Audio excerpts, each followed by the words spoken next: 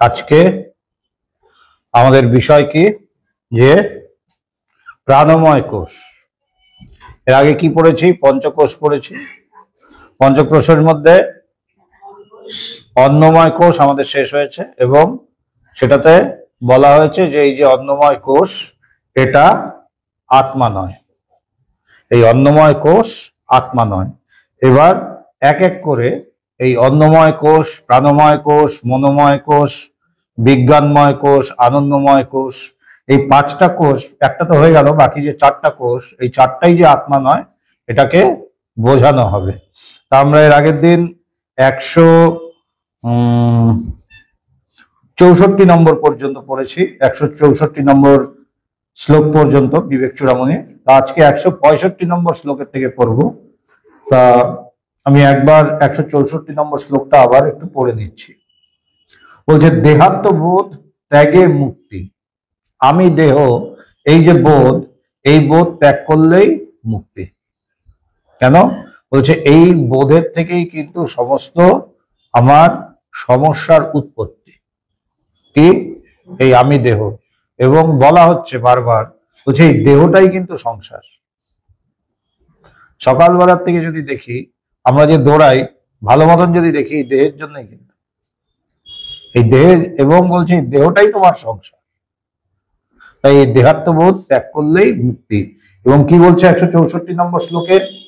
দেহাত্ম ধীরেব নৃণাম অসদ্ধিয়াম জন্মাদি দুঃখ প্রভবস্য বীজম ইয়তস্ত তত্ত্বস্তম ইয়তস্ত তস্ত্বম জহিতাম প্রয়ত্নাৎ ত্যক্তে তু চিত্তে না পুনর্ভবাস না পুনর্ভবাসা।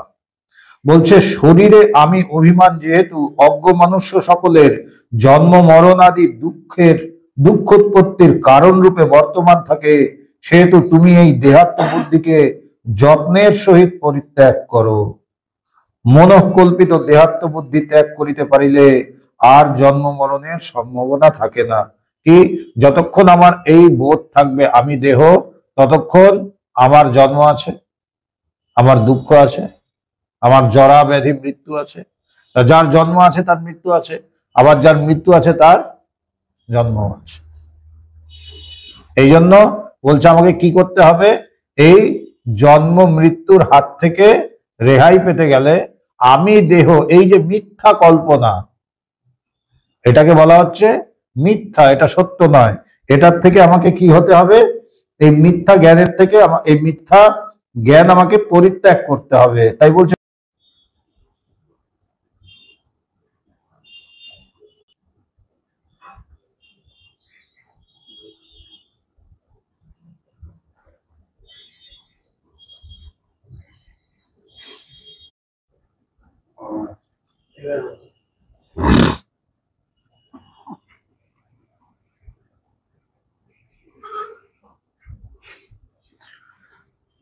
কি বলছে যে মিথ্যা জ্ঞান হতেই এই যে আসক্তি, এই বিদ্বেষ, এই সমস্ত কিছুর উৎপত্তি হয়।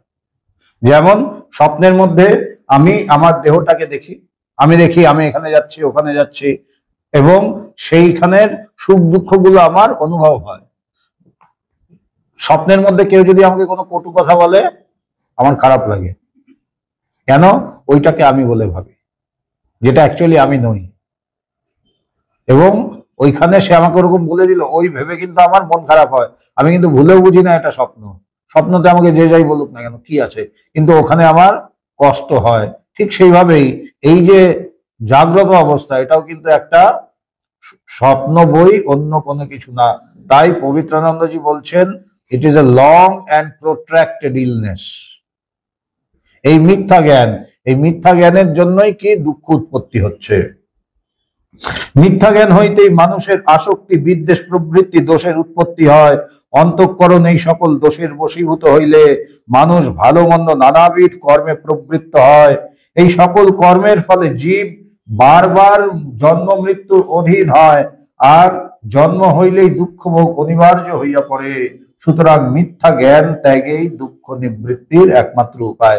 ওই যে স্বপ্নে আমাকে যে যা বললো, ওই কষ্টের হাত থেকে নিবৃত্তি পাওয়ার উপায় কি? আমি ওকে শোনাবো? ও আমাকে বলেছে, আমি ওকে বলবো? ঘুম থেকে জেগে ওঠো, স্বপ্ন থেকে জেগে ওঠো, তাহলেই কিন্তু আর তোমার কোনো কষ্ট নেই। কেন? স্বপ্ন ভাঙলেই তুমি দেখবে যে ওটা সত্য নয়। কিন্তু স্বপ্নেরও দেখো মায়ার এমন জিনিস, স্বপ্ন ভেঙে গেলেও কিন্তু মনটা কিছুক্ষণ খারাপ লাগে। আমাকে এরকম বললো, আমি জানি এটা সত্য নয় এবং ওটা আমি তো বলেছি আমাকে, কিন্তু তথাপি মন খারাপ লাগে। যদি খুব ভয়ের কোনো স্বপ্ন দেখি, ঘুম ভেঙে গেল, বুক তখন ধরফর ধরফর করতে থাকে, ঘামিয়ে টামিয়ে একাকার হয়ে যায়, জল খেতে হয়। এই হচ্ছে মায়ার প্রভাব। যেটা নেই সেটাকে সে এমন ভাবে দেখায় যেন কত সত্য। তাই বলছে এই দেহাত্মবোধ আমার দুঃখের কারণ, এই দেহাত্মবোধকে ত্যাগ করলেই মুক্তি। আজকে আমরা নেক্সট 165 নম্বরে যাব। বলছে অন্নময় কোষরূপ স্থূল দেহে আত্মাভিমান করিতে নিষেধ করা হইল, অতঃপর অন্য চারিটি সূক্ষ্ম কোষের বর্ণনা করিয়া সেগুলিও যে আত্মা নয় ইহা বলা হইতেছে। এরপরে আরো 4টা কোষের বর্ণনা করা হচ্ছে এবং এগুলোও যে আমি না, এগুলোও যে আত্মা নয়, এগুলোও যে আমার স্বরূপ নয়, এটা বর্ণনা করা হচ্ছে। 165 নম্বর শ্লোকে বলছে কর্মেন্দ্রিयै পঞ্চভীরঞ্চিতোऽয়ং প্রাণো ভবেৎ প্রাণময়স্তু কোশঃ येनात्मवात् अन्नमयो अनुपूर्णः प्रवर्तते असौ सकल क्रियासु। বলছে পঞ্চভি কর্মেন্দ্রিয়ৈ, 5টি কর্মেন্দ্রিয়ের সহিত, অঞ্চিতঃ সংযুক্ত হইয়া, অয়ম প্রাণঃ তু এই প্রাণী, প্রাণময় কোষ ভবেৎ প্রাণময় কোষ হয়, ইয়েনা যে প্রাণময় কোষের দ্বারা, অনুপূর্ণঃ ব্যপ্ত হইয়া, আত্মবান চেতনাযুক্ত, অসৌ অন্নময় কোষঃ উক্ত অন্নময় কোষ, সকল ক্রিয়াসু সকল কর্ম, প্রবর্ততে প্রবৃত্ত হয়। বলছে পঞ্চ কর্মেন্দ্রিয়ের সহিত সংযুক্ত হইয়া প্রাণী প্রাণময় কোষ রূপে পরিণত হয়। এই যে প্রাণবায়ু, এই প্রাণবায়ু পঞ্চ কর্মেন্দ্রিয়ের সাথে যুক্ত হয়ে কি হয়? প্রাণময় কোষ নামে অভিহিত হয়। তা প্রাণময় কোষ কি? এই যে প্রাণবায়ু যখন আমাদের পঞ্চ কর্মেন্দ্রিয়ের সাথে যুক্ত হলো, সেটাকেই আমরা কি বলি? প্রাণময় কোষ। এই প্রাণময় কোষের দ্বারা ব্যপ্ত হইয়া জড় অন্নময় কোষ চেতনের ন্যায় সকল কর্মে প্রবৃত্ত হয়। এবার এর আগে আমরা কি পড়েছি? অন্নময় কোষ। বলছে এই যে অন্নময় কোষ, এই অন্নময় কোষ প্রাণময় কোষের সাথে যুক্ত হয়ে যেই অন্নময় কোষ জড়, সেই অন্নময় কোষ চেতনবৎ মনে হয়, চেতনের মতো মনে। তাই বলছে এই প্রাণময় কোষের দ্বারা ব্যপ্ত হইয়া জড় অন্নময় কোষ চেতনের ন্যায় সকল কর্মে প্রবৃত্ত হয়। কিন্তু মজার ব্যাপার হচ্ছে এই প্রাণময় কোষও কিন্তু চেতন না। এই প্রাণময় কোষের সাথে যদিও অন্নময় কোষ যুক্ত হয়ে যেন চেতনবৎ দেখায়, কিন্তু পরে দেখব এই প্রাণময় কোষও চেতন না। চেতন একটাই, কে? আত্মা। এর উপরেই 5টা যেন প্রলেপ, নিচের ভেতরের জিনিসটা জ্বলছে, তাই বাইরের সব জিনিসগুলোকে চেতনবৎ দেখায়, কিন্তু সে নিজেও এই 5টাই জড়। কিন্তু একমাত্র চেতন হচ্ছে ব্রহ্ম। শ্রুতি বলিতেছেন তস্মাৎ বা এতস্মাৎ অন্ন রসময় অধ্যয়ন অন্তর আত্মা প্রাণময় তেনৈষ পূর্ণ। এই অন্ন রসময় দেহপিণ্ড হইতে পৃথক, অথচ তাহারই অভ্যন্তরে প্রাণের পরিণামভূত এবং আত্মারূপে কল্পিত, আত্মারূপে, শব্দগুলো ভালো করে দেখতে হবে, খেয়াল করতে হবে। কি বলছে? আত্মারূপে কল্পিত, আত্মা না, আত্মারূপে কল্পিত প্রাণময় কোষ আছে। সেই প্রাণময় কোষের দ্বারা অন্নময় কোষ পরিপূর্ণ, একটার উপরে আরেকটা। যেন ধানের খোসা একটার উপরে একটা তোলে পড়ে আছে। ভেতরে কুটস্থ ব্রহ্ম, সেই চেতন ব্রহ্ম বা আত্মা, আর এর উপরে একের পর এক সবার বাইরে হচ্ছে অন্নময় কোষ, তারপরে প্রাণময়, তারপরে মনোময়, তারপর বিজ্ঞানময়, তারপরে লাস্ট কোষ হচ্ছে আনন্দময়। এই আনন্দময়টা পরেই হচ্ছে সেই ব্রহ্ম। তাই একটা আর একটার দ্বারা আবৃত এবং ধীরে ধীরে বোঝাচ্ছে। এখন কি বলছে, এই অন্নময় কোষ, এই অন্নময় কোষ এই প্রাণময় কোষের সাথে যুক্ত হয়ে যেন চেতনবৎ দেখায়। তার মানে বোঝা যাচ্ছে যে, মনে হচ্ছে যে প্রাণময় কোষটা চেতন, কিন্তু বলছে না, প্রাণময় কোষ আবার মনোময় কোষের সাথে যুক্ত হয়ে যেন চেতন দেখায়, মনোময় আবার বিজ্ঞানময়ের সাথে যুক্ত হয়ে যেন চেতন দেখায়, সে আবার আনন্দময়ের সাথে চেতন হয়ে যেন যুক্ত হয়ে যেন চেতন দেখায়। আলটিমেটলি দেখা যাবে ভেতরে আসল বস্তুটা হচ্ছে, যেমন ওই যে আমাদের বিভিন্ন নাইট ল্যাম্প থাকে না, এরকম মানে ল্যাম্পটা ভেতরে চলে আর বাইরে একটা সুন্দর কাভারিং থাকে, যখন লাইটটা জ্বলা হয় মনে হচ্ছে ওই কাভারের মধ্যে আলো, কাভারের আলো নেই, আলোটা হচ্ছে ভেতরে, ওইটাকে দেখা যায় না, আলোটাকে ভেতরের বাল্বটাকে দেখা যায় না, কিন্তু ওইটা জ্বলছে বলেই এই কভার গুলোকে দেখা যাচ্ছে। তাই আসল চৈতন্য বস্তু হচ্ছে একটাই, সেই ব্রহ্ম, কুটস্থ ব্রহ্ম। সেই প্রাণময় কোষের দ্বারা অন্নময় কোষ পরিপূর্ণ। কর্মেন্দ্রিয় বলিতে হস্তপাদাদি দৃশ্যমান স্থূল ইন্দ্রিয় সমূহ নয়। বলছে এই যে বলা হলো না যে প্রাণময় কোষ কর্মেন্দ্রিয়ের সাথে যুক্ত হয়ে এই প্রাণ আমাদের কর্মেন্দ্রিয়ের সাথে যুক্ত হয়ে প্রাণময় কোষ হয়। কর্মেন্দ্রিয় মানে এই যে হস্তপাদ, বাত, পানিপাত, এইটা না, এর যে কেন্দ্রগুলো মস্তিষ্কে আছে, এটা হচ্ছে স্থূল, এর আবার কেন্দ্র আছে মস্তিষ্কে। যেমন চোখ দেখে, চোখ দেখে না, চোখের একটা কেন্দ্র আছে, তাই মাথায় অনেক সময় খুব বড় আঘাত লাগলে অন্ধ হয়ে যায় অনেকে। ওই যেখানে চোখের মস্তিষ্কে যে জায়গাটা আছে, ওইখানে যদি আঘাত হয়ে যায় তাহলে কিন্তু সে আর চোখে দেখবে না, চোখ ভালো থাকলেও কিচ্ছু করার নেই।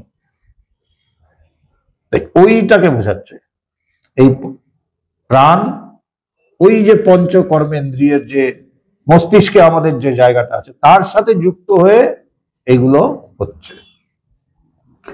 প্রাণময় কোষ আত্মা নয়। প্রাণময় কোষ কি সেটা বলা হলো, এবার কি বলা হচ্ছে, প্রাণময় কোষ আত্মা নয় কারণ ইহা জড়। কিন্তু কি বলা হলো, প্রাণময় কোষের সাথে এই জড় অন্নময় কোষ যুক্ত হয়ে যেন চেতন দেখাচ্ছে। কিন্তু আবার এখানে বলছে প্রাণময় কোষও কিন্তু চেতনবান নয়, এটাও জড়। প্রাণময় কোষ আত্মা নয় কারণ ইহা জড়, বিকারবান এবং অনিত্য। বেদান্তে মিথ্যা কাকে বলা হচ্ছে, যেটা পরিবর্তনশীল সেটাই মিথ্যা। মিথ্যা মানে নেই তা না, পরিবর্তনশীল, একরকম সে থাকছে না, নিত্য না, তার ভাব অভাব, জন্ম মৃত্যু আছে, বর্তমান অবর্তমান আছে, থাকা না থাকা আছে, তাই সে মিথ্যা। মিথ্যা মানে যে নেই তা না। তাই বলছে প্রাণময় কোষ আত্মা নয় কারণ ইহা জড়, বিকার বানে, যে বিকারগ্রস্ত হচ্ছে, তার মানে নিত্য না এবং অনিত্য। নৈবাত্মাপি নৈবাত্মাপি প্রাণময় বায়ু বিকাरो গন্তা গন্তা वायु वदंतर बहिरेशः यस्मात् किंचित क्वापि न वेत्ति इष्टमनिष्टम स्वम व अन्यम व किंचन नित्यम परतंत्रः। বলছে এষ প্রাণময় अपि, এই প্রাণময় কোষ বায়ু বিকার, অপঞ্চীকৃত বায়ুর বিকার, আত্মা ন এব, জীবাত্মা নয়।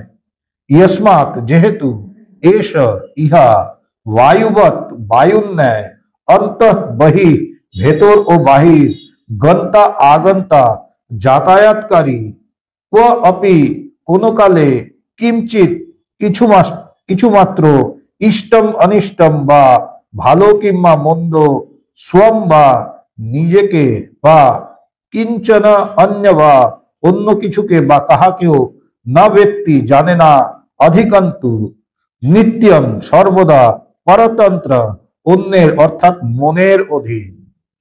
এ আবার কার অধীন? এই মনোময় কোষ। বলছে প্রাণময় কোষ অপঞ্চীকৃত বায়ুর বিকার বলিয়া ইহা আত্মা নয়। প্রাণ হচ্ছে বায়ু, এই আমরা নিচ্ছি ছাড়ছি। পঞ্চবায়ু আছে, প্রাণ, অপান, ব্যান, উদান, সমান, 5 রকমের বায়ু আছে। তাই এটার মধ্যেও বিকার আছে, এর আসা যাওয়া আছে। এই বায়ুর আমরা শ্বাস নিচ্ছি, শ্বাস ছাড়ছি, তাই এটাও অনিত্য, এটাও বিকার আছে, আসা যাওয়া বিকার। যে নিত্য তার আসা যাওয়ার কোনো প্রশ্ন নেই, নিত্যের আসা যাওয়ার কোনো প্রশ্ন থাকবে না। তাই যখনই বিকারগ্রস্ত তখনই অনিত্য। তাই বলছে প্রাণময় কোষ অপঞ্চীকৃত বায়ুর বিকার বলিয়া ইহা আত্মা নয়। বায়ুর বিকার, বিকার মানেই হচ্ছে অনিত্য হয়ে গেল।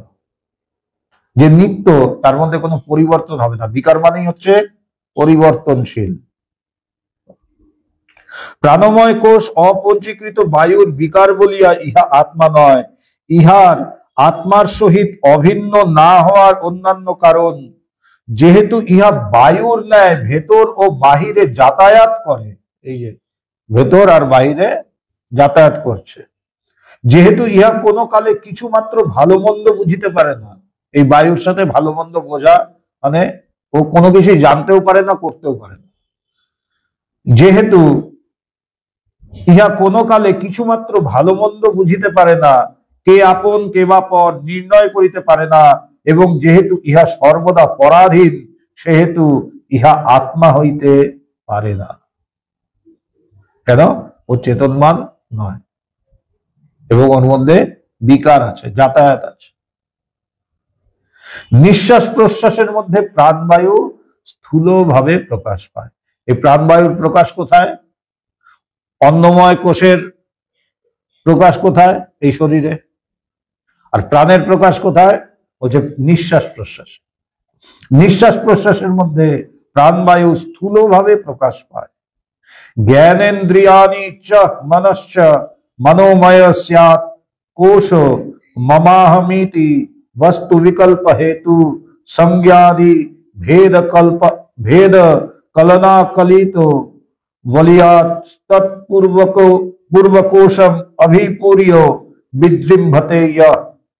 বলছে জ্ঞানেন্দ্রিয়াণি মানে জ্ঞানেন্দ্রিয় সমূহ, চ মন এবং মন, মনোময় কোশ স্যাৎ মনোময় কোষ বলিয়া কথিত হয়। মম অহম ইতি আমার এবং আমি, এই প্রকারের বস্তু বিকল্প হেতু নানাবিধ বস্তু কল্পনার কারণ, সংজ্ঞাদি ভেদ কলনা কলিত নাম রূপ ও ক্রিয়াদির ভেদ বিষয়ক কল্পনার সহিত বর্তমান বলিয়ান বলবান ইহ যে মনোময় কোষ, তৎপূর্ব কোষম তাহার পূর্ববর্তী কোষকে অর্থাৎ প্রাণময় কোষকে অভিপুরীয় ব্যাপিয়া বিজৃম্ভতে প্রকাশ পায়। কি বলছে? পঞ্চ জ্ঞানেন্দ্রিয় এবং মন একত্র মনোময় কোষ বলিয়া অভিহিত হয়। প্রাণময় কোষ কি ছিল? প্রাণ এবং পঞ্চ কর্মেন্দ্রিয়। প্রাণ এবং পঞ্চ কর্মেন্দ্রিয় একসাথে হয়ে প্রাণময় কোষ হচ্ছে। আর মনোময় কোষ কার সাথে? মন এবং জ্ঞানেন্দ্রিয়, এখানে কর্মেন্দ্রিয় না। প্রাণময় কোষে কর্মেন্দ্রিয় আর মনোময় কোষে জ্ঞানেন্দ্রিয়। পঞ্চ জ্ঞানেন্দ্রিয় এবং মন একত্র মনোময় কোষ বলিয়া অভিহিত হয়। আমি ও আমার ইত্যাদি প্রকারের নানাবিধ বস্তু কল্পনার কারণ এবং নাম রূপ ক্রিয়াদি বিবিধ ভেদের সহিত বর্তমান এবং বলবান এই মনোময় কোষ তৎপূর্ববর্তী প্রাণময় কোষকে ব্যাপিয়া প্রকাশ করে। এই আবার আগেরটা কি ছিল? পূর্ববর্তী কোষ প্রাণময় কোষকে প্রকাশ করছে। প্রাণময় আবার অন্নময়কে প্রকাশ করছে। পরে দিয়ে দেখবো বিজ্ঞানময় আবার মনোময়কে প্রকাশ করছে। এই করতে করতে যে ধীরে ধীরে ধীরে ধীরে আমাদেরকে কোথায় নিয়ে যাচ্ছে, সূক্ষ্মাতি সূক্ষ্ম জায়গায় আমাদের নিয়ে যাচ্ছে। আমাদের উপনিষদেরও বিউটিটা কিন্তু এখানে। উপনিষদের বিউটিটা কি, স্থূল বস্তুকে ধরছে, ধরে ওই স্থূলর থেকে ধীরে ধীরে ধীরে ধীরে সূক্ষ্মের দিকে নিয়ে যাচ্ছে। এখানেও কিসের থেকে আরম্ভ করলো, অন্নময় কোষ থেকে আরম্ভ। এর আগে আমরা পড়েছি অন্নময় কোষ, অন্নময় থেকে প্রাণময়। অন্নময়কে দেখা যাচ্ছে, এই যে অন্নময় কোষ, প্রাণময়কে দেখা যাচ্ছে না, কিন্তু ফিল করি। মনোময় আরো সূক্ষ্ম হয়ে গেল, তুমি এইভাবে ফিল করতে পারো না। বিজ্ঞানময় আরো সূক্ষ্ম, এর চেয়ে আরো সূক্ষ্ম আনন্দময়, সূক্ষ্মাতি সূক্ষ্ম, সেটা হচ্ছে ব্রহ্ম। তাই ধীরে ধীরে নিয়ে যাচ্ছে, আস্তে আস্তে। ওই বাচ্চাদের যেমন করে না, A for apple, B for ball করতে করতে তারপরে দেখা গেল পুরো শব্দ বানাও। হ্যাঁ, তারপরে দেখা গেল ওই কি বলে ওটাকে, একসাথে দুটো শব্দকে কি যেন বলে, না না সেন্টেন্স তো আছে, মানে যুক্তাক্ষর। প্রথমে প্লেন অক্ষর, তারপরে যুক্তাক্ষর, এই করতে করতে আস্তে আস্তে বলছে সেন্টেন্স বানাও, তারপরে ধীরে ধীরে প্যারাগ্রাফ, তারপরে গল্প, তারপরে রবীন্দ্রনাথ পড়ো। তাই ধীরে ধীরে ধীরে এখানেও কিন্তু আমাদের আস্তে আস্তে প্রথমে স্থূলর থেকে শুরু করছে, যেটা দেখতে পাচ্ছি, ছুতে পাচ্ছি, দেখতে পাচ্ছি, বুঝতে পারছি, এই থেকে শুরু করলো। শুরু করার পরে বললো এটা না, দেখেছো তো এটা, বলছে এটা না, যুক্তি দিয়ে বোঝালো। তারপরে বললো এবার প্রাণময়, বলছে দেখেছো প্রাণময়, বুঝেছো, বলছে হ্যাঁ, বলছে এটাও না। এরপর বলছে মনোময়। মন যখন পঞ্চ জ্ঞানেন্দ্রিয়র সাথে যুক্ত হয় সেটা হচ্ছে মনোময় কোষ। এই যে আমি আমার, এই হচ্ছে মনোময় কোষ। এবং এটাকে কি বলছে, বলছে আমিও আমার ইত্যাদি প্রকারের নানাবিধ বস্তু কল্পনার কারণ। আমি এবং আমার কিন্তু সত্য নয়, তাই কি বলে দিচ্ছে, বস্তু কল্পনা, এটাও কল্পনা। আমি এবং আমার এটা কল্পনা মাত্র। তাই এই কল্পনার কারণ এবং নামরূপ ক্রিয়াদির বিবিধ ভেদের সহিত বর্তমান এবং বলবান এই মনোময় কোষ তৎপূর্ববর্তী প্রাণময় কোষকে ব্যাপিয়া প্রকাশ পায়। এটা আবার আগেরটাকে প্রকাশিত করছে। দেহের চেষ্টা সমূহ প্রাণের অধীন বলিয়া দেহ অপেক্ষা প্রাণ বলবান। মানে অন্নময় কোষের চেয়ে প্রাণময় কোষ বলবান বেশি। কেন, বলছে দেহের চেষ্টা সমূহ প্রাণের অধীন, প্রাণের অধীনে হচ্ছে এই দেহ, তাই দেহের চেয়ে প্রাণ শক্তিশালী বেশি। আবার প্রাণের ক্রিয়াসমূহ মনের সংকল্পের উপর নির্ভর করে বলিয়া মনোময় কোষ বলিষ্ঠ। মনের সংকল্প বিকল্পের উপর এইসব হয়, তাই বলছে অন্নময়ের চেয়ে প্রাণময় শক্তিশালী বেশি, আবার মনোময়ের চেয়ে এই প্রাণময়ের চেয়ে মনোময় শক্তিশালী বেশি। তার মানে দেখা যাচ্ছে যত সূক্ষ্ম হচ্ছে তত কিন্তু শক্তিশালী হচ্ছে, যত সূক্ষ্ম হচ্ছে তত শক্তিশালী হচ্ছে।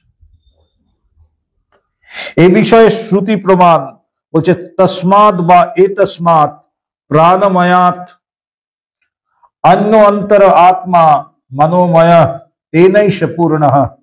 উক্ত প্রাণময় হইতে ব্যতিরিক্ত অথচ তদ্অভ্যন্তরে মনোময় আত্মা মানে কোষ, মনোময় আত্মা বলতে কোষকে বোঝাচ্ছে, আছে।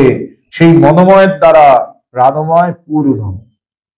জ্ঞানেন্দ্রিয় সমূহ মস্তিষ্কে অবস্থান করিয়া দৃশ্যমান চক্ষু কর্ণাদির মধ্যে ক্রিয়াশীল হয়। চক্ষু কর্ণ এগুলো হচ্ছে আমাদের কর্মেন্দ্রিয়, আমাদের হাত পা এগুলো হচ্ছে কর্মেন্দ্রিয়। তা বলছে এই যে কর্মেন্দ্রিয়, তা বলছে জ্ঞান, চক্ষু হচ্ছে তোর আমাদের জ্ঞানেন্দ্রিয়র যে মানে জ্ঞানেন্দ্রিয় বাইরের যে জিনিসগুলো সেগুলোরও আবার সূক্ষ্ম জিনিস মস্তিষ্কে আছে। তাই বলছে জ্ঞানেন্দ্রিয় সমূহ মস্তিষ্কে, জ্ঞানেন্দ্রিয় সমূহ মস্তিষ্কে অবস্থান করিয়া দৃশ্যমান চক্ষু কর্ণাদির মধ্যে ক্রিয়াশীল হয়।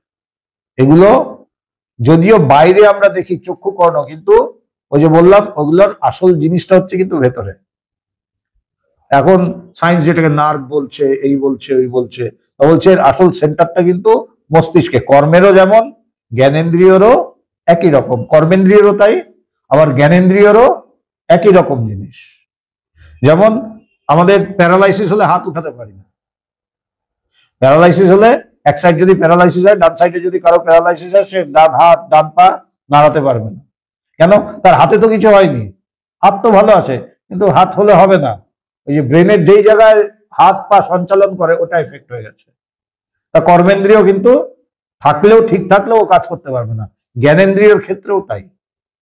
জ্ঞানেন্দ্রিয়ের যে সেন্টারগুলো আছে, নার্ভ সেন্টার, সেখানে যদি আঘাত লাগে আর সেখানে যদি ড্যামেজ হয়, জ্ঞানেন্দ্রিয় কিন্তু আর কাজ করতে পারবে না। তাই বলছে জ্ঞানেন্দ্রিয় সমূহ মস্তিষ্কে অবস্থান করিয়া দৃশ্যমান চক্ষু কর্ণ আদির মধ্যে ক্রিয়াশীল হয়। এগুলো ভেতরের জিনিসটাই, আমরা বাইরের কাজটা দেখি কিন্তু ভেতরের কাজটা আমরা দেখতে পারি না। ভেতরের যে ক্রিয়াটা সেটা কিন্তু দেখা যায় না। আমরা যেটা দেখি সেটা হচ্ছে বাইরের স্থূল কার্যটাকে দেখি, চোখ দিয়ে দেখছি, কিন্তু চোখ দিয়ে কিভাবে দেখছি সেটা কিন্তু আমরা জানি না, সেটা কিন্তু আমরা খেয়ালই নেই। যে আমি এই যে দেখছি, এই যে আমি বোতলটাকে দেখছি, জলের বোতলটাকে, এই জলের বোতলটা কিন্তু ওইখানে নেই। আমি কোথায় দেখছি ওটাকে? অ্যাকচুয়ালি কোথায় দেখছি? আমরা তো বলবো এই তো দেখছি, বলছেন না না, তুমি ওইখানে দেখছো না,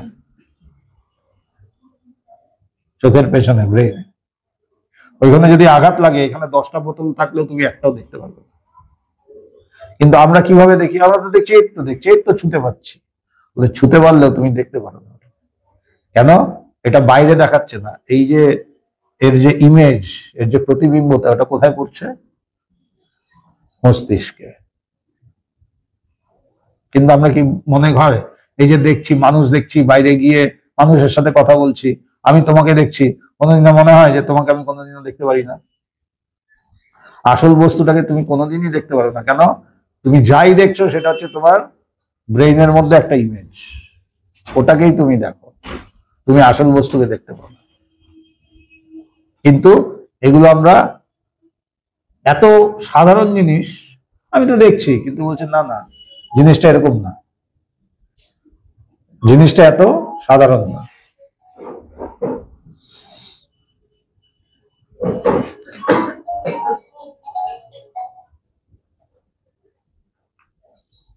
জ্ঞানেন্দ্রিয় সমূহ মস্তিষ্কে অবস্থান করিয়া দৃশ্যমান চক্ষু কর্ণাদির মধ্যে ক্রিয়াশীল হয়।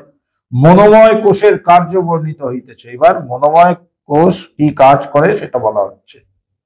পঞ্চেন্দ্রিয়ই পঞ্চভিরেব হোত্রিভি প্রচীয়মান বিষাজ্য ধারয়া জাজ্জ্বল্যমান বহু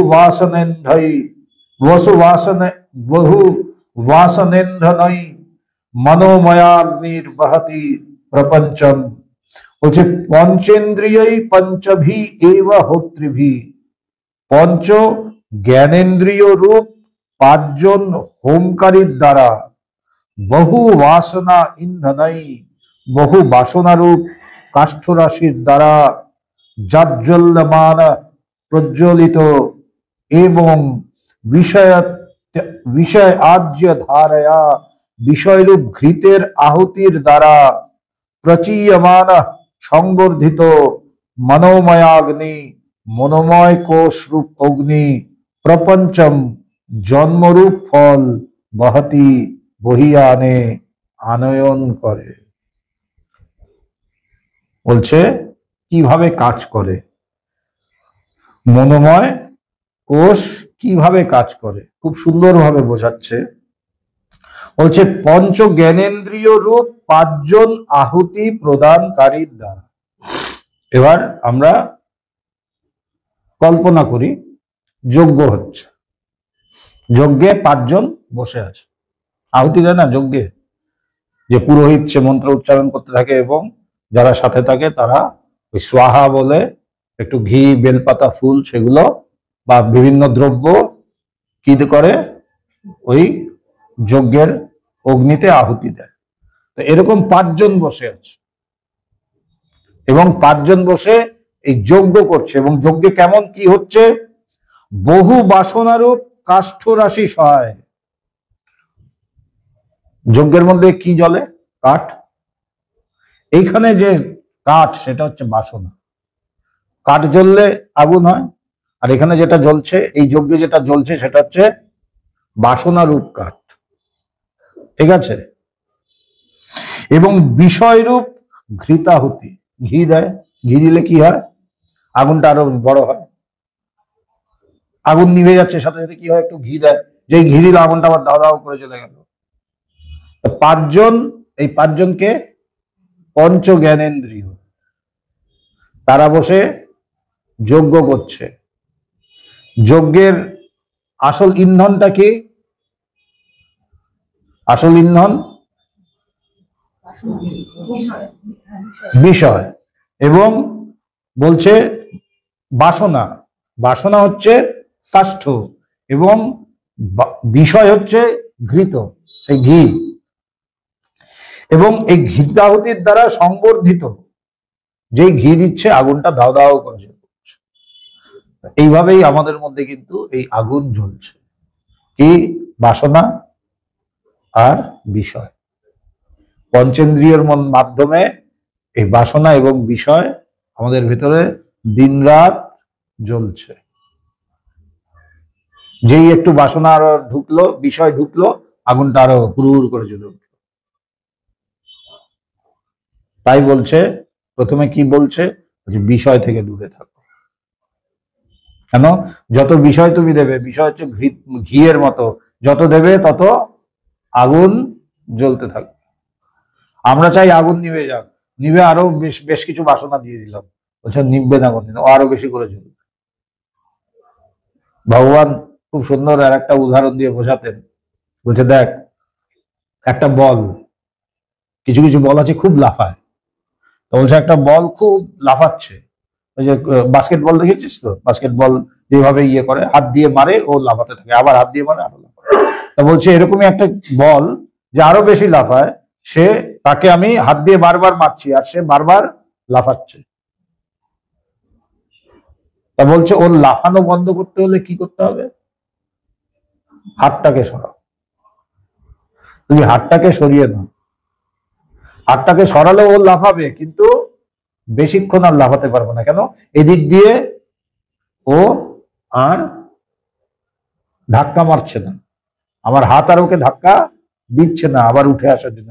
আমি হাত দিয়ে যেই চাপি, ও আরো বেশি করে উঠে, বলটা মাটিতে লেগেই বা পাকাতে লেগেই আরো বেশি করে উঠে আসছে। বলছে তুমি হাতটা সরিয়ে দাও। হাতটা সরানোর পরেও কিন্তু পূর্ব যে ওর গতি আছে, সেই গতিতেও কিছুক্ষণ লাফাবে, কিন্তু আস্তে আস্তে আস্তে আস্তে আস্তে ডুব ডুব ডুব ডুব ডুব করতে করতে একটা সময় গিয়ে থেমে যাবে। এই যে বাসনা,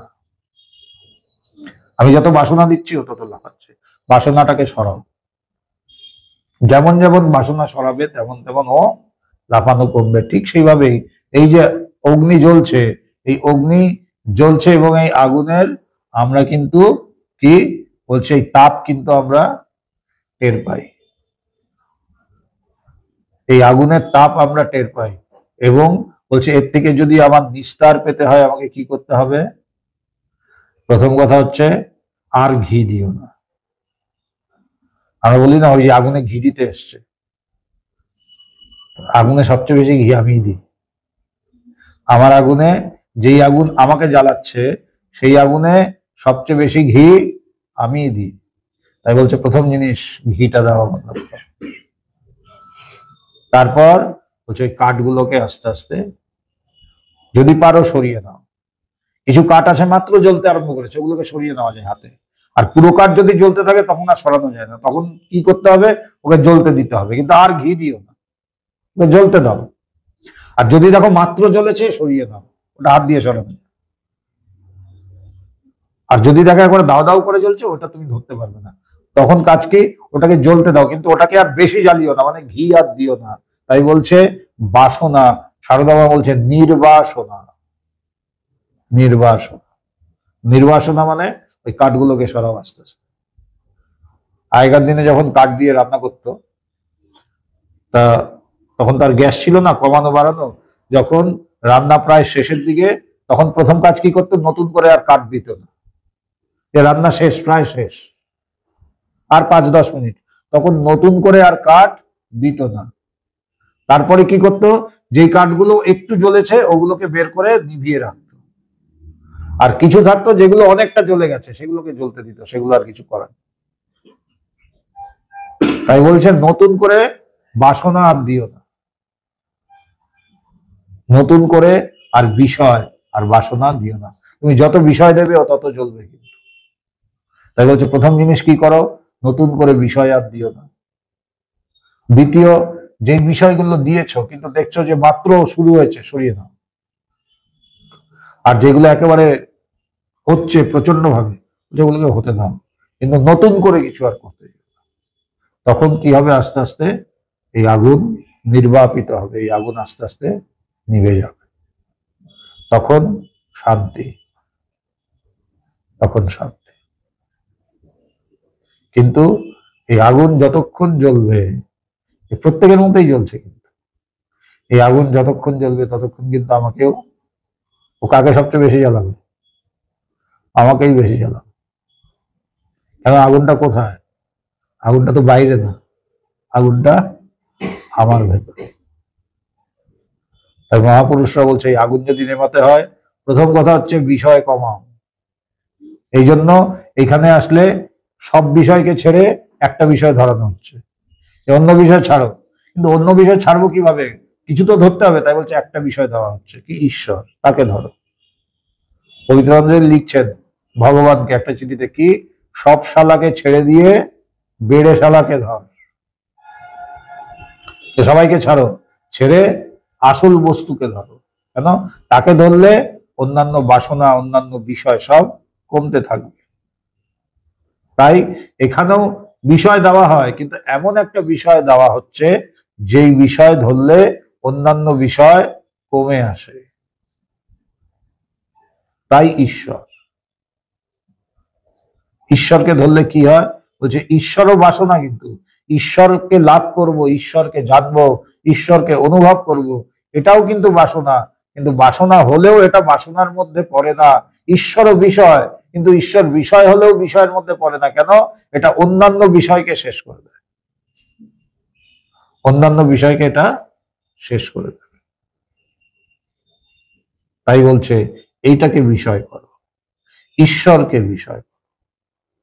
তাহলে কি হবে, তাহলে বলছে এই আগুনটা, যেই আগুনে আমি জ্বলছি, সেই আগুনটা ধীরে ধীরে নিভে যাবে, আর তখনই শান্তি। তার আগে কিন্তু শান্তি পাওয়া সম্ভব না। আগুনও জ্বলবে আর আমিও শান্তিতে থাকবো, বলছে না, হয় না, দুটো একসাথে হবে না। না, আমাদের চাওয়াগুলি অনেকটা রকম। না স্বামীজি, আগুন জ্বলুক কিন্তু আমি যেন বেশ ঠান্ডা থাকি, বলছে না, আগুনও জ্বলবে তুমিও ঠান্ডায় থাকবে, হবে না। আগুনটাকে নেভাও। আর আগুন নেভানোর প্রসেস বলছে কি, প্রথমে বিষয়কে বন্ধ করো। বিষয় বন্ধ করার উপায় কি, ঈশ্বরকে বিষয় করো। তারপর বাসনাগুলো আস্তে আস্তে শেষ করো। কিভাবে বাসনা শেষ করব, ঈশ্বরের বাসনা করো, ঈশ্বরকে লাভ করার বাসনা করো। তখন অন্যান্য বাসনা এমনি সরে যাবে, ওই বাসনাগুলো তখন আর কাছে আসবে না। তাই বলছে তাকে বিষয় করো। বাসনা যখন করতেই হবে, তাকে লাভ করবার বাসনা করো। তাই ভগবান বলছেন চিন্তা যদি করতেই হয় তার চিন্তা কর, কিছু যদি লাভ করতেই হয় তাকে লাভ কর। কেন, অন্য যা কিছু করতে যাবে সেটাই কিন্তু তোমার ঝামেলা বাড়াবে, সেটাই কিন্তু তোমাকে কষ্ট দেবে। তুমি যা কিছু নাও, ঈশ্বর, আত্মা, ব্রহ্ম ছাড়া তুমি যা কিছু নাও না কেন, ও তোমার দুঃখের কারণ হবেই হবে, কিচ্ছু করার নেই, কিচ্ছু করার। কেন, ওই বাসনা হচ্ছে বা ওই বিষয় হচ্ছে ওই ঘিয়ের মতো, আগুনে দিলে বা আগুন আরো দাও দাও করে যাবে। তাই বলছে পঞ্চ জ্ঞানেন্দ্রিয় রূপ পাঁচজন আহুতি প্রদানকারীর দ্বারা বহু বাসনারূপ কাষ্ঠ রাশি সহায়ে প্রজ্বলিত এবং বিষয়রূপী ঘৃতাহুতি দ্বারা সংবর্ধিত মনোময় কোষরূপ অগ্নি জীবের জন্মকর্মময় এই সংসার রূপ ফল প্রদানের কারণ হয়। এটাই আমার ফল প্রদানের কারণ হচ্ছে এবং আমার জন্ম মরণ রূপের কারণ হয়ে যাচ্ছে। তাই বলছে এটাকে শেষ করো। এটাকে শেষ করলে তোমার জন্ম মৃত্যুর যে প্রহেলিকা, এর থেকে তুমি বেরোতে পারবে, নাহলে পারবে না। একটি রূপকের সহায়ে মনোময় কোষের ক্রিয়া বর্ণনা করা হইল। যজ্ঞাগ্নি যজমান কর্তৃক কাষ্ঠেন্ধনের দ্বারা প্রজ্বালিত এবং ঘৃতাহুতির দ্বারা বৃদ্ধিপ্রাপ্ত হইয়া অপূর্ব নামক ফলের উৎপত্তি করে এবং সৃষ্টি প্রবাহ অব্যাহত রাখে। মনোময় কোষরূপ অগ্নিয় দেহান্তকালে উৎপন্ন স্মৃতি দ্বারা জীবের জন্ম প্রবাহের কারণ হয়। কিসের সময় বলছে? দেহান্তকালে। দেখো আমাদের কতটা অ্যাডভান্স ছিল। এটা আচার্য শঙ্কর লিখছেন প্রায় 1000 বছর আগে, এবং এই গ্রন্থটা যাকে বেস করে লেখা হয়েছে উপনিষদ, সেগুলো হচ্ছে প্রায় 1005 বছর আগে। সেখানে বলছে যে দেহান্তকালে এই সমস্ত কিছু স্মৃতিতে আসে। দেহান্তের সময় টোটাল জীবনটা তখন স্মৃতিতে আসে। কি বলছে? মনোময় কোষরূপ অগ্নিও দেহান্তকালে উৎপন্ন স্মৃতির দ্বারা জীবের জন্মপ্রবাহের কারণ। এবং এখন সায়েন্স বলছে যে মানুষ মারা যাওয়ার আগে কয়েক সেকেন্ডের মধ্যে তার পুরোটা জীবন তার সামনে চলে আসে, সিনেমার মতো, হৃদয়ের মতো, পুরোটা প্রথম থেকে। এটা বিজ্ঞান বলছে। মানে মৃত্যুর আগে টোটাল স্মৃতিটা তার মধ্যে চলে আসে এবং ওটাই তার পরবর্তী জন্মের কারণ হয়ে দাঁড়াচ্ছে। এটা আমাদের উপনিষদে 1000 বছর আগে বলা আছে যে দেহান্তকালে এই মনোময় কোষই স্মৃতিরূপে আসে।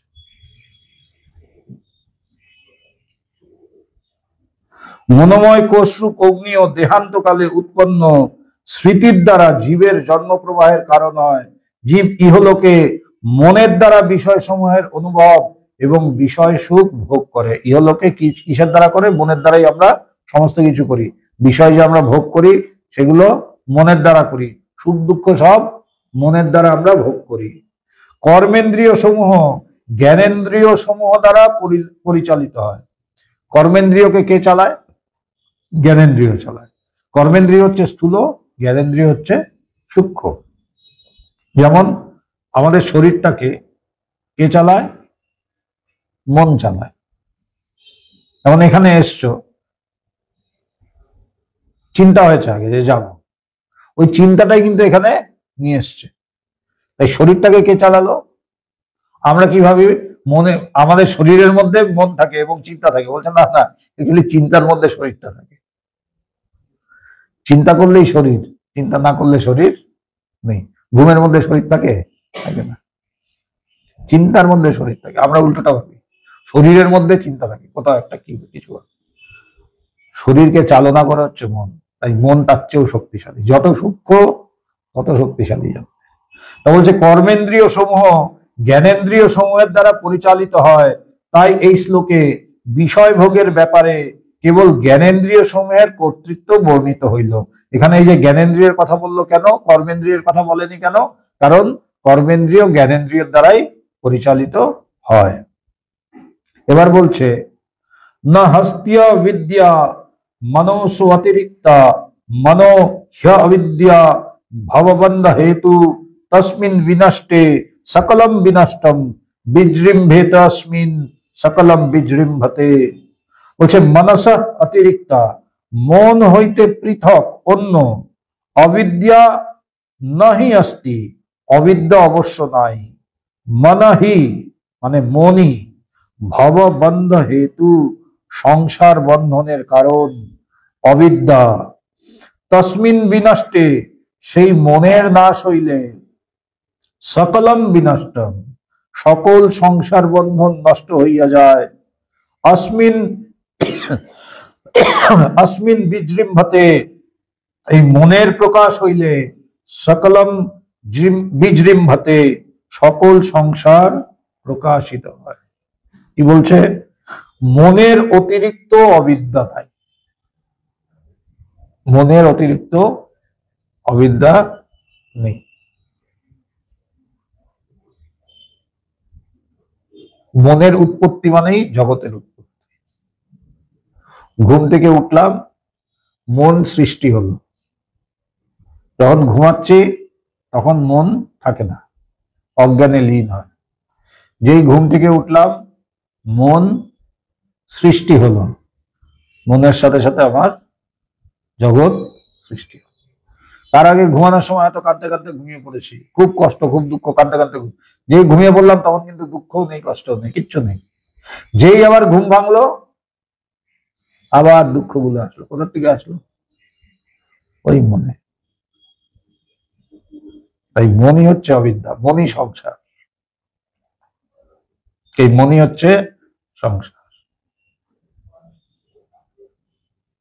পঞ্চদশীতে, সরল পঞ্চদশীতে বিদ্যারণ্য মুনি বলছেন, চিত্তমেব হি সংসারস্তৎ প্রয়ত্নেন শোধয়েৎ। এই চিত্ত, এই মন, এটাই সংসার। এবং কি বলছে, একে প্রযত্নের দ্বারা, যত্নের সহিত একে শোধন করো। আমরা শোধন করি না? যেমন অনেক সময় অনেকের থাকে তাবিজ টাবিজ থাকে, মাদুলি টাদুলি থাকে, বলে দেয় কি যেখানে মারা গেছে বা ওষুধ ঘরে যাবেন না, গেলে আবার ইয়ে করতে হবে, শোধন করতে হয়। তখন কি করে, ওই ঠাকুরমশাইকে দিয়ে গঙ্গা জল টঙ্গা জল ওইসব দিয়ে শোধন করে। মাদুলি তো শোধন করলাম, মনের শোধন কি করবে? মাদুলির শোধন তো নয়, ঠাকুরমশাই করে দিল, মনের শোধনটা করবে কে? কেন? আমাদের মহাপুরুষরা কি বলছে, এই মনই হচ্ছে অবিদ্যা। এই মনের শোধন করো। কিভাবে শোধন করব? হ্যাঁ, ঈশ্বর চিন্তা। ঈশ্বর চিন্তা যত করব তত মন শোধিত হবে, তত মনের রিফাইনমেন্ট, তত মনের পিউরিফিকেশন হবে। শরীর পিওর করতে গেলে, শরীর পরিষ্কার করতে গেলে সাবান কিনে নিলাম, দামি সাবান কিনলাম। আজকাল তো সাবানও লাগায় না, কি লাগায়? Shower gel. শাওয়ার জেল লাগায়। এবার মনের শাওয়ার জেল পাবি কোথায়? মনের শাওয়ার জেল পেতে গেলে সৎসঙ্গ করতে হবে। ঈশ্বর চিন্তা করতে করতে মন পরিষ্কার হয়। তাই বলছে চিত্তমেব হি সংসারস্তৎ। এই চিত্তই সংসার, মনই সংসার। এবং বলছে প্রয়ত্নেন শোধয়েৎ। এই মনকে যত্নের সহিত শোধন করো, যত্নের সাথে এর শোধন কর। আচার্য শঙ্কর বলছেন, মন এব মনুষ্যানাম কারণম বন্ধ মোক্ষয়। মনই মানুষের বন্ধন এবং কারণ, উভয়ের, বন্ধন এবং মুক্তি উভয়ের কারণ। মনই মানুষের বন্ধন এবং মুক্তি উভয়ের কারণই হচ্ছে মন। এক মন, সে বন্ধনেরও কারণ আবার মুক্তিরও কারণ। যে কেমন? বলছে বন্ধায় বিষয়াসক্তম। যে মন বিষয়ে আসক্ত, সংসারে আসক্ত, সেই মন বন্ধনের কারণ। বন্ধায় বিষয়াসক্তম। আর বলছে নির্বিষয়ম মুক্তাই নির্বিষয়ম স্মৃতম। মুক্তির কারণ কি? নির্বিষয় মন। ওই জন্য যে বলা হলো বিষয়কে, বিষয় কেমন? ঘৃতাহুতির মতো, এটাকে বন্ধ করো। এই বিষয় যেমন যেমন আমার বন্ধ হবে, তেমন তেমন আমি অনাসক্ত হব। যেমন যেমন অনাসক্ত হব তেমন তেমন শুদ্ধ হব। যেমন যেমন শুদ্ধ হব তেমন তেমন শান্ত হব। যেমন যেমন শান্ত হব তেমন তেমন আমি মুক্তির কাছাকাছি যাব। যেদিন আমি সম্পূর্ণ শান্ত হয়ে গেলাম, মুক্ত হয়ে গেল। কেন?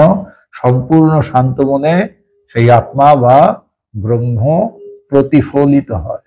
তিনি চঞ্চল মনেও প্রতিফলিত হন না যে তার না, কিন্তু তাকে তখন ধরা যায় না। তিনি প্রতি মুহূর্তে প্রতিফলিত হচ্ছে।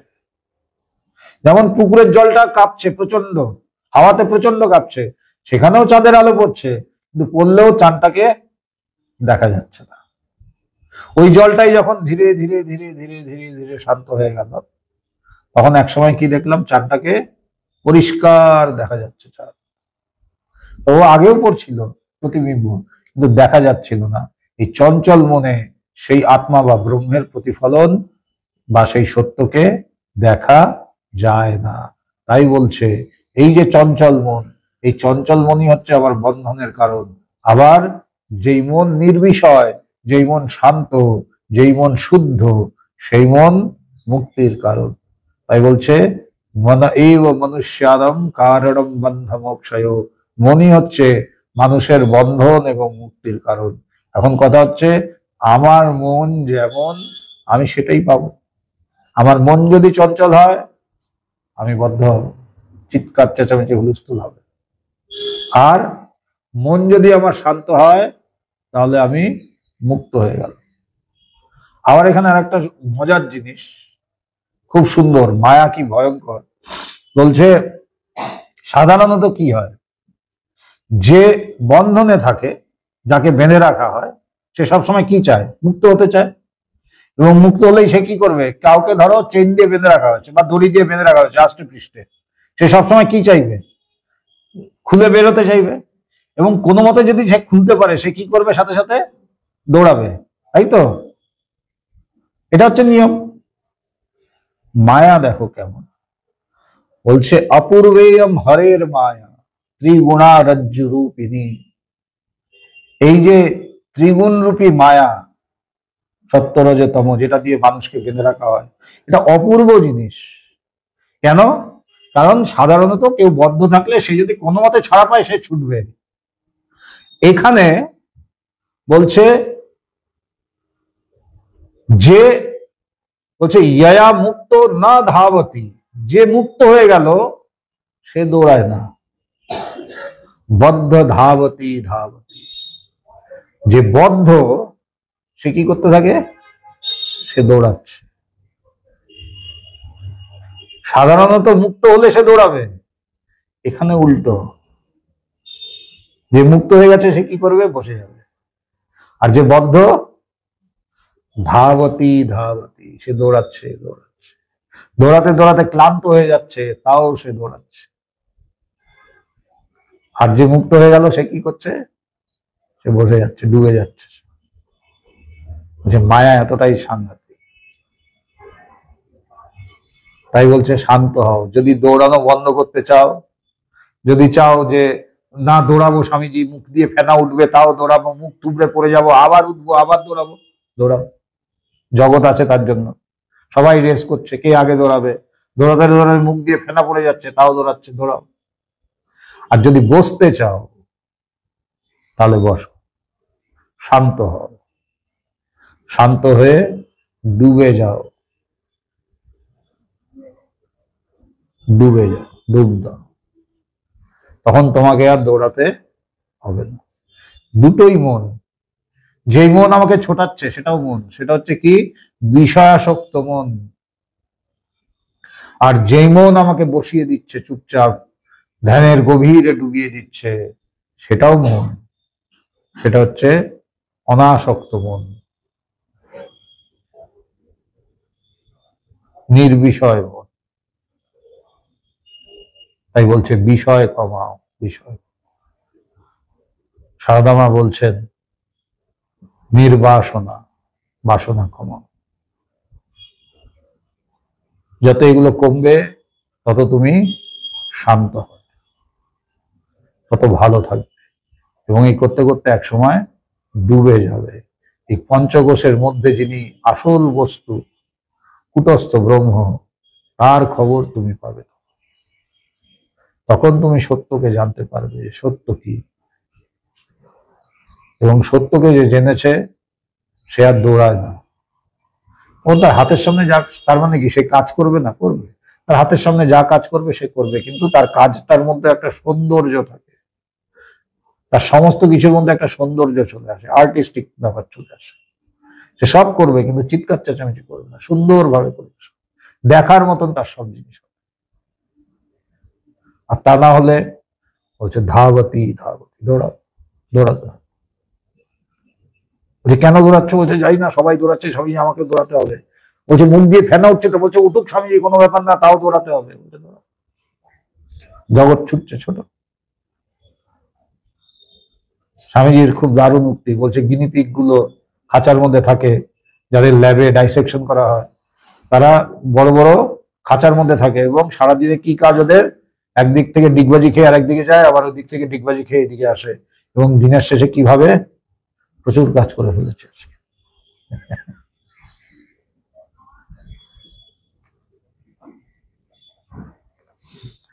বলছে মনের অতিরিক্ত অবিদ্যা নাই, মনই সংসার বন্ধনের হেতু অবিদ্যা, মনের নাশ হইলে, মনের নাশ কখন, এই মন যখন শান্ত হয়ে স্তব্ধ হয়ে যাবে, এটাই হচ্ছে মনের নাশ। মন যখন চিন্তা শূন্য অবস্থা হয়ে যাবে, চিন্তা শূন্য যেই হলো ওটাই মনের নাশ, এবং এটা হয় সমাধিতে। যখন আমি নিজের স্বরূপ সম্বন্ধে অবগত হলাম, আমি প্রাণে প্রাণে অনুভব করলাম যে আমি সেই ব্রহ্ম, তখন এই মন নাশ হয়। মনের অতিরিক্ত অবিদ্যা নাই, মনই সংসার বন্ধনের হেতু অবিদ্যা, মনের নাশ হইলে সকল সংসার বন্ধন নষ্ট হইয়া যায়, আবার মনের প্রকাশের সহিত সকল সংসার প্রকাশিত হয়। ভগবান বলতেন, দেখবি ওই বাজারে বসে যারা রোজ বাজার নিয়ে আসে, মানে বিক্রি করবার জন্য আবার সব গুটিয়ে টুটিয়ে নিয়ে যায়, ওরা সারাদিন বাজার টাজার বিক্রি টিক্রি করলো, করার পরে রাত্রেবেলায় সব কিছু গুটিয়ে নিয়ে একটার মধ্যে নিয়ে নেয়, নিয়ে চলে গেল। আবার সকালবেলায় বিশাল বড় পোটলাটা নিয়ে আসলো, এসে ওর মধ্যে থেকে আলুর জায়গায় আলু, পটলের জায়গায় পটল, পেঁয়াজের জায়গায় পেঁয়াজ, আবার আলাদা আলাদা। আমাদেরও তাই, এই সারাদিন বিক্রি বাট্টা চলছে, চলার পরে যখন রাত্র হচ্ছে সব আস্তে আস্তে গুটিয়ে দেওয়া হচ্ছে, তখন আর পারছি না, করতে করতে একসময় ঘুমিয়ে পড়লাম, শেষ। আবার সকালে যেই উঠলাম, উঠে আস্তে আস্তে আবার বেগুনের জায়গায় বেগুন, আলুর জায়গায় আলু, আবার শুরু, সারাদিন এই চলছে রোজ, এটাই সংসার। মনের অতিরিক্ত অবিদ্যা নাই, মনই সংসার বন্ধনের হেতু অবিদ্যা, মনের নাশ হইলে সকল সংসার বন্ধন নষ্ট হইয়া যায়। কেন? কারণ মন, সংসারটা মনেই, মনের নাশ হওয়া মানে সংসারেরও নাশ হওয়া। আবার মনের প্রকাশের সহিত সকল সংসার প্রকাশিত হয়, সংকল্প ত্যাগের ফলে মনের নাশ হয়। এই যে এটা করব, এখানে এই হবে, ওই, এই হচ্ছে সংকল্প। এই সংকল্প ত্যাগ করতে পারলে, মানে ইচ্ছার ত্যাগ করতে পারলে, এটাকেই সংকল্প বলা হচ্ছে, তখন মন ধীরে ধীরে শান্ত হতে থাকে। আমাদের ইচ্ছা অনিচ্ছার হাওয়ায় এই মনের যে মনরূপী যে ইয়ে আছে, ওই পুকুরটা আছে, তার পুকুরের জল দুলতে থাকে, তাই সত্যকে দেখা যায় না। বলছে হাওয়াটা যেমন থেমে গেলে জলটাও শান্ত হয়ে যায়, ঠিক সেইভাবেই আমাদের সংকল্প থেমে গেলে ধীরে ধীরে আমার চিত্তের হ্রদের জল শান্ত হয়ে যায়, এবং সেই শান্ত জলে সেই ব্রহ্মের প্রতিফলন। সংকল্প ত্যাগের ফলে মনের নাশ হয়, মনোবিকারের উৎপত্তির দ্বারা অবিদ্যা জীবের সংসার বন্ধনের কারণ হয়। মনোবিকার, এই মনের মধ্যে যে বিকার উঠলো, মানে তরঙ্গ উঠলো, এই শান্ত জলটা অশান্ত হয়ে গেল। এতক্ষণ চানটাকে পরিষ্কার দেখা যাচ্ছিল, যে ঢেউ উঠলো, একটু তরঙ্গ উঠলো, চানটা ভেঙে গেল, তাই না? চানটা কি হয়, সাথে সাথে ভেঙে যায়। এই শুরু হলো, এই একটা ঢিল মারলাম, শান্ত পুকুরের জলে একটা ঢিল মারলাম, সাথে সাথে কি দেখলাম, সব ভেঙে গেল। বাস, এই যে সংকল্প, এই যে ইচ্ছা, যেটাকে ছাড়ো। আর আমরা কি করছি, একের পর এক ঢিল মেরেই চলছি, ঢিল মেরে ওটাকে থামানোর চেষ্টা করছি। আরে থামছে না কেন, আবার একটা মারো, আরে থামছে না কেন, বলছে আরে ওটা থামাও, ওটা থামলেও নিজেই শান্ত হয়ে যাবে। থামানোর জন্য আমরা কি করছি, আর একটা মারছি। বলছে যতক্ষণ তুমি ঢিল ছুড়বে ততক্ষণও শান্ত হবে না, তাই বলছে এই সংকল্প ত্যাগ করো। মনোবিকারের উৎপত্তি দ্বারা অবিদ্যা জীবের সংসার বন্ধনের কারণ হয়। এই স্থলে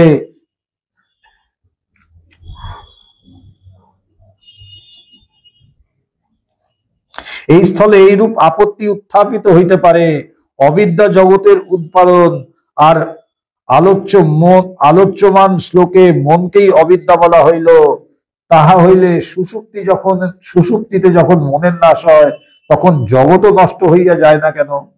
এটা হচ্ছে একটা কমন প্রশ্ন, যে ঠিক আছে আমার মনের সাথে সাথে আমার জগৎ নাশ হয় বলছে, কিন্তু আমি যখন ঘুমিয়ে পড়ি তখন জগৎ নাশ হয় না কেন? মনের তো নাশ হলো, সাময়িক হলেও তো নাশ হলো, 4-5 ঘন্টা 6 ঘন্টা 7 ঘন্টার জন্য তো নাশ হলো, কিন্তু জগতের তো নাশ হচ্ছে না। তা বলছে কিভাবে? কেন উঠে তো দেখছি জগৎ। বলছে তুমি যখন ঘুমিয়ে আছো তখন প্রশ্নটা, তুমি যখন উঠছো তখন তো আবার মন উঠছে তোমার, তখন তো মনের জন্ম হচ্ছে। প্রশ্নটা তোমাকে তখন করতে হবে যখন তোমার মন নেই, তখন প্রশ্ন করো যে এখন কেন জগৎ আছে, তখন এই প্রশ্ন করাই যাবে না। বুঝেছিস? বলছে মনের সাথে সাথে জগৎ নাশ হয়। তা আমি যখন ঘুমিয়ে পড়লাম মন নাশ হলো, কিন্তু জগৎ তো নাশ হলো না। বলছে কেন, কিভাবে বুঝলে জগৎ নাশ হলো না? এই যে উঠে আবার দেখছি। বলছে তুমি যখন উঠলে তোমার সাথে সাথে তোমার মনও তো উঠলো, ওই জন্যই দেখছো। তোমার যখন মনটা থাকছে না তখন প্রশ্নটা করো এখন কেন জগৎ আছে, আমার মন নেই কিন্তু জগৎ আছে। ওইটা কোনো সময় হবে। যখন তুমি নেই মানে তোমার মন নেই, তখন জগৎ।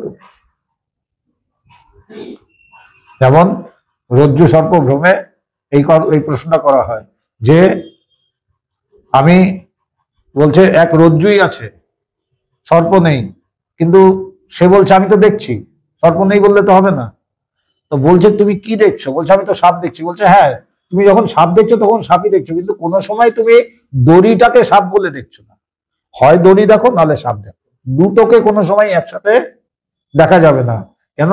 তুমি যেই মুহূর্তে আলোর সাহায্যে দড়িকে দেখলে তখন তুমি এই প্রশ্নটাই করতে পারবে না সাপটা গেল কোথায় গেল। কেন? তখন আর প্রশ্নটা আসবে না। তখন কি প্রশ্ন করা যাবে? অন্ধকারের মধ্যে দড়িটা পড়ে আছে সাপ ভাবছি, দড়ি পড়ে আছে সাপ ভাবছি, এটা বোঝানোর জন্য বলা হচ্ছে। অন্ধকারের মধ্যে দড়ি পড়ে আছে সাপ ভাবছি এইভাবে তো দেখি না, অন্ধকারের মধ্যে সাপই দেখি। কিন্তু আলোর সাহায্যে যখন দড়ি দেখলাম তখন আমার প্রশ্ন আসতে পারে যে সাপটা কেন দেখলাম। বলছে কোথায় দেখছো কি? বলছে না তখন তো দেখেছিলাম। বলছে তখন তার দড়ি দেখো, তুমি একটাই দেখছো সবসময়, হয় সাপ বা দড়ি, দুটো একসাথে কোনো সময় দেখতে পারো না। তাই তোমার এই প্রশ্নটাই ভুল যে দড়িকে কেন সাপ দেখলাম, কারণ তুমি কোনো সময় দড়িকে সাপ দেখো না, হয় তুমি দড়ি দেখো নাহলে তুমি সাপ দেখো। তাই তোমার যে প্রশ্নটা দড়িকে কেন আমি সাপ দেখলাম, এই প্রশ্নটাই ভুল, কেন দুটো তুমি কোনো সময় দেখতে পারবে না। ঠিক এইভাবেই বলছে এই প্রশ্ন উত্থাপিত হয় যে সময় হয়ে গেছে। এই স্থলে এইরূপ আপত্তি উত্থাপিত হইতে পারে, অবিদ্যা জগতের উপাদান আর আলোচ্যমান শ্লোকে মনকেই অবিদ্যা বলা হইল, তাহা হইলে সুষুপ্তিতে যখন মনের নাশ হয় তখন জগৎ নষ্ট হইয়া যায় না কেন? কিন্তু তাহা তো দেখা যায় না। সুষুপ্ত ব্যক্তির জগৎ জ্ঞানের অভাব হইলেও অন্য জাগ্রত ব্যক্তির নিকট জগৎ প্রকাশিত থাকে। এই মানে আমি ঘুমিয়ে আছি, আমার পাশে যে আছে তার কাছে তো জগৎ আছে, কিন্তু বলছে তুমি তো এটা বলতে পারছো না। তুমি যখন ঘুমিয়ে আছো তোমার পাশে যে জেগে আছে তুমি তো এটা যাচ্ছ না, কোনোভাবে এটা বলা যাবে না। তাই বলছে এই আপত্তির উত্তরে বলা যায় যাহার মন প্রকাশ পায় সেই ব্যক্তি জগৎ দেখে, যে জেগে আছে সেই দেখছে, তুমি তখন দেখতে পাও না। তোমার পাশে কে জেগে আছে কে ঘুমিয়ে আছে তখন কি দেখা যায়? তখন দেখা যায় না। আত্মা নিত্য শুদ্ধ ও পূর্ণ, তাহার কখনো কোনো পরিবর্তন হয় না।